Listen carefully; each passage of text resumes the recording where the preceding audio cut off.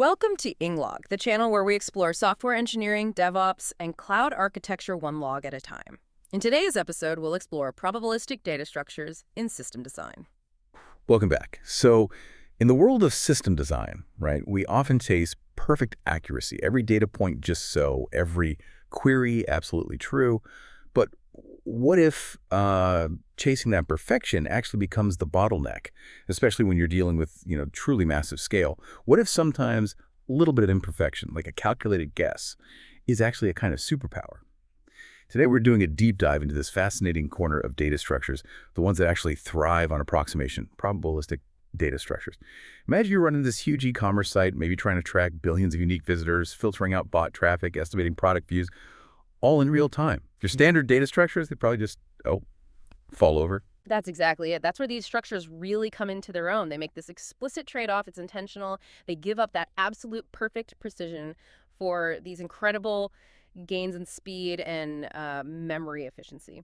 Thinking bigger picture, it's really about changing the shape of the solution itself. Instead of demanding exact answers all the time, which might be impossible or just way too expensive, they let us get a good enough answer. Good enough to be useful, especially where traditional methods just fail. Right. So our mission today is to kind of demystify these tools. We'll explore what makes them tick, look at specific examples like Bloom filters, CountMin Sketch, HyperLogLog. We'll talk about their strengths, which are pretty surprising, and also their limitations, which are subtle but important. And maybe most importantly for you listening, figure out when you should actually use them in your designs. And just as crucially, when maybe you shouldn't. Might change how you think about some data problems. Okay, so let's unpack that core idea first. Why approximation? Take our e-commerce example again. It's generating colossal amounts of data, right? A standard hash set. Yeah, great for fast lookups, exact checks, but try storing every single unique visitor ID or every log event that way. The memory requirements. Just infeasible. It's not practical. So how do we get insights from these massive data sets without just drowning? Yeah, and that brings up a really critical question for architects, doesn't it? Can we actually get constant time, constant space complexity, even with these huge, basically unbounded data sets, without storing every single bit of info? Traditional structures often just can't cope. Probabilistic ones say yes, but, and this is the big but, they give you a non-deterministic and approximate answer. They move past needing the exact truth, allowing this small, controlled error margin. To unlock just massive scale and efficiency. It's about being practically right, when being perfectly right is just off the table. I like that. Practically right. It's like for that e-commerce site, instead of needing a perfect detailed record of every single visit to a product page, maybe you just need to know if a specific IP might have been seen before, maybe for bot detection. Or maybe even more usefully, if it definitely wasn't seen before. We're okay with a few maybe bots if it means we can handle billions of requests really fast with minimal memory, instead of needing like a whole database entry for every visitor. Okay, so first stop, the Bloom filter, probably the most famous one, right? For our e-commerce site, think of this as your first line of defense, like against known bad IPs. It's like a super efficient bouncer at the club door.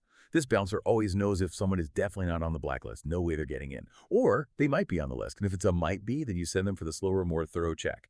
But if it's a definite no, you save a ton of time and resources right there. Exactly. That's a perfect analogy. A Bloom filter is, space efficient, probabilistic, used just to test if an item may be in a set, or definitely is not. And that distinction is absolutely key. It is zero false negatives. If the Bloom filter says, nope, not here, then it is absolutely 100% not there. But, and here's the trade-off we keep mentioning, it can have false positives. It might say an item is there when actually it was never added. Okay, so how does this clever bouncer work under the hood? Well, at its core, it's just a simple array of bits, right? All starting at 0. To add something like a bad IP address, you run it through, say, different hash functions, independent ones. Each hash function gives you an index in that bit array, and you just go and set the bits of those k indices to 1. Simple as that. Right. Now, to check if an IP is on the list, you run it through the exact same k hash functions. If all the bits at those indices it points to are 1... That might be in the set. Right, it might be. But if even one of those bits is still 0... then you know for sure. It's definitely not in the set, no question. Yeah, and the false positive thing, that's where the probability really shows itself. So imagine you add bot IPA. Let's say it hashes to indices 5, 7, and 9. Those bits get set to 1. Then you add bot IPB. Maybe it hashes to 0, 2, and 5. So those bits get set, including 5 again, which was already 1. Now later, you check for bot IPC. It was never added. But let's say its hashes just by chance also point to indices 0, 2, and 5. Well, the filter checks those locations, sees they're all ones, and says, yep, might be here, even though it isn't. That's your false positive, because other items collided on those same bits. And the chance of that happening depends on, well, filter size, how many items you've added n, and how many hash functions you use k. Add more items or make the filter smaller, and your false positive rate goes up. And you mentioned deletion earlier. You generally can't delete from a standard Bloom filter, because if you flip a bit back to 0, you might accidentally remove the evidence for another item that also hashed that bit. So it's really like a cache of non-existence. Its superpower isn't knowing what is there. It's definitively knowing what isn't there, super fast. Pushing that expensive check down the line only when needed, that's the architectural win. And performance-wise, what are we talking? Oh, it's blazingly fast. Insert and lookup, basically constant time. Okay, technically, since you do k hashes, but k is usually small and fixed. It doesn't matter how many items are in the filter. Millions, billions. Still okay. That's huge. And memory. Constant space, too, O1, Yeah. relative to the number of items, because you're just storing the bit array, which has a fixed size m. You're not storing the items themselves. Plus, you can parallelize the hashing, which is nice. And it offers some privacy, since the actual data isn't stored. Okay, so where do we actually see these things used? Oh, all over the place, especially as that first filtering layer. Like you said, Google Chrome uses them for malicious URLs. Check the filter first if it says maybe, then hit the bigger, slower list. Saves tons of lookups. Yeah. Facebook apparently uses them to avoid caching one-hit wonders stuff requested just once that you don't want clogging up valuable cache space. Databases like Cassandra use them heavily to check if a key might exist in an SS table on disk before doing an expensive disk read. So it avoids unnecessary I/O for keys that definitely aren't there. Smart. Exactly. It dramatically speeds things up by avoiding those reads. Okay, so Bloom filters are great for membership testing. Is this thing maybe here or definitely not? Yeah. But what if we need to know how many times something happened? Back to our e-commerce site.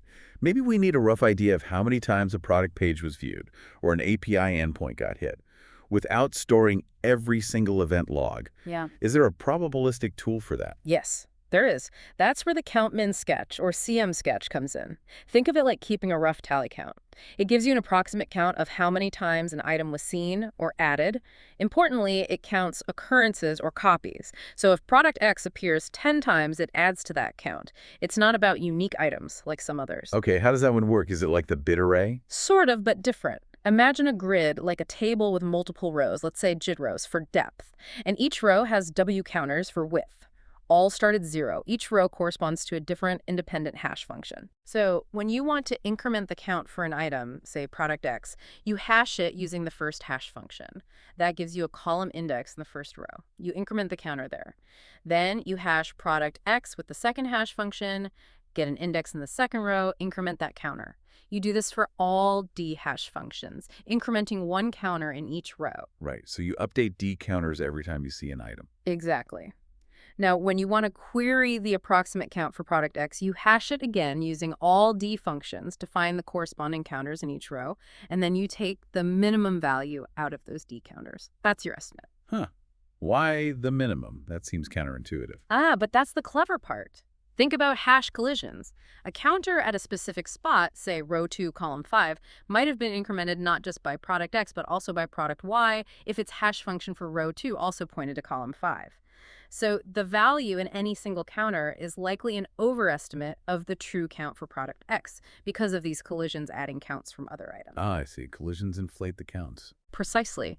But since the true count of product X must be less than or equal to the count in any of the buckets it hashes to, by taking the minimum value across all the buckets product X maps to, you get the tightest possible upper bound. It's the closest estimate you can get without ever undercounting. The accuracy depends on the width, W, and depth of the sketch. More counters mean fewer collisions and better accuracy, but more memory. Okay, that makes sense. So where would you use this? It's perfect when storing exact counts for every single item is just impractical. Think massive streams of data. Real-time analytics is a big one. On our e-commerce site, tracking the frequency of, say, search terms, product views, maybe IP addresses hitting an API endpoint, you can get a pretty good estimate of the heavy hitters or track trends without needing enormous amounts of memory to store exact counts for everything. Got it. So Bloom filters for membership, count-min sketch for frequency counts. But, often in analytics, what you really care about is cardinality. How many different things have we seen? Like, for our platform, a critical metric is how many unique customers visited today? Not the total number of visits, but the number of distinct individuals. Or how many unique users clicked this ad. Storing every single user ID who clicked is often just too much. Is there a probabilistic way to estimate the number of unique items? Absolutely. And that's where HyperLogLog comes into play.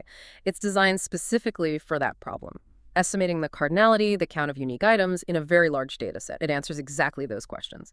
How many distinct IPs hit the server? How many unique users logged in? And it does this using a tiny, almost magically small amount of memory, even for billions of items. It provides an estimate, yes, but usually a very, very accurate one relative to its memory footprint. Okay, how does that magic work? Is it hashing again? It is based on hashing, yes, but the core idea is pretty ingenious. It looks at the patterns in the hash values. When you hash an item, you look at the binary representation of the hash value. HyperLogLog pays attention to the number of leading zeros. Leading zeros. Why? Well, think about it. A hash value starting with, say, 5 leading zeros, 0, 0, 0, 0, 0, 0, is rarer than one starting with just 1 0. The more leading zeros you observe in the hashes of the items you've seen, the more likely it is that you've seen many different items to produce such a rare pattern by chance.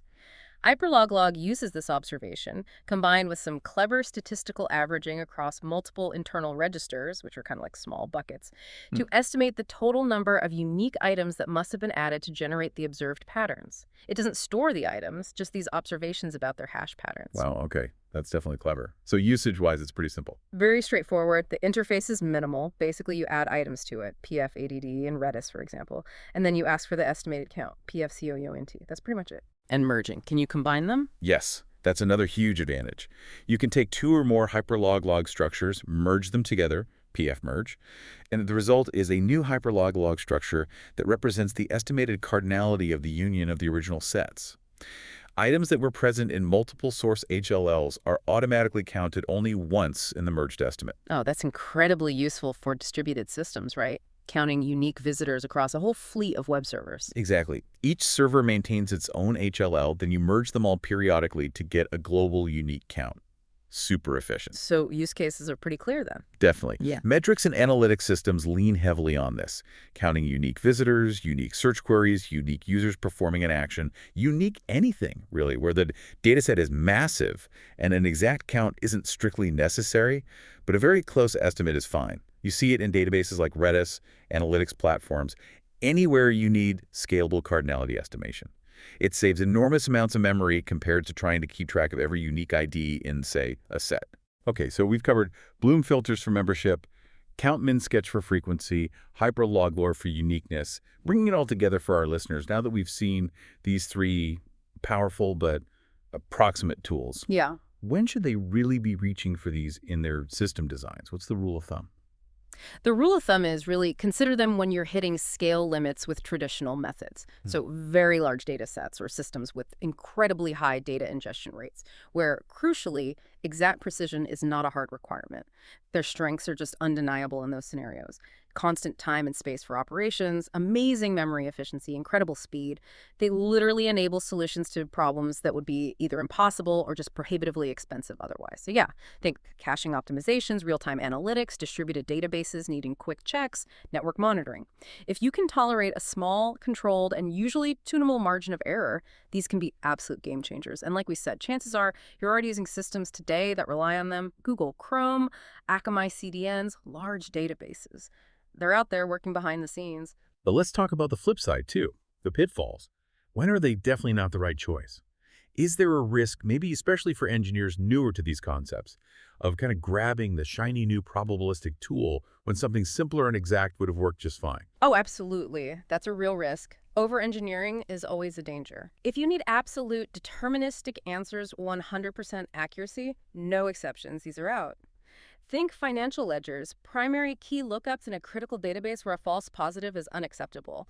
If you need to delete items frequently and a standard Bloom filter won't cut it, though there are variants like counting Bloom filters, they add complexity and memory overhead, then maybe look elsewhere. And critically, if that false positive rate or the approximation error in CM Sketch or HLL is simply too high for your specific business logic or requirements, then you can't use them.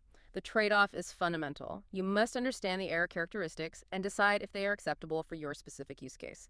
Using a Bloom filter when a simple hash set fits comfortably in memory and gives exact answers. That's not smart. That's just adding unnecessary complexity and potential error. Right. So it really comes down to understanding that balance, doesn't it? Yeah. Are you, as the system designer, willing and able to accept a controlled amount of imprecision in exchange for potentially massive gains in scale, speed, and efficiency? Yeah. That's the core decision.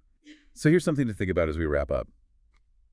Data volumes are just exploding, right? And everyone wants real-time insights. Could we, or maybe should we, be looking at more of our traditionally exact problems and reframing them as approximate ones? Could embracing controlled uncertainty, being almost right in a calculated way, unlock the next level of scale and speed in applications? What challenges in your work might suddenly seem solvable if you allowed for that small margin of error? And maybe building on that, think about how you could combine these structures. What if you used a Bloom filter as a quick initial gatekeeper and then fed the maybe items into a count min sketch or a HyperLogLog for approximate counts or uniqueness estimations? Could you create these multi-layered systems of approximate insights to tackle even more complex high-scale problems that seem impossible with exact methods alone? Something to mull over. Thanks for listening to EngLog. We'll be back soon with more stories and insights from the world of engineering and DevOps. Until next time, keep building, keep shipping.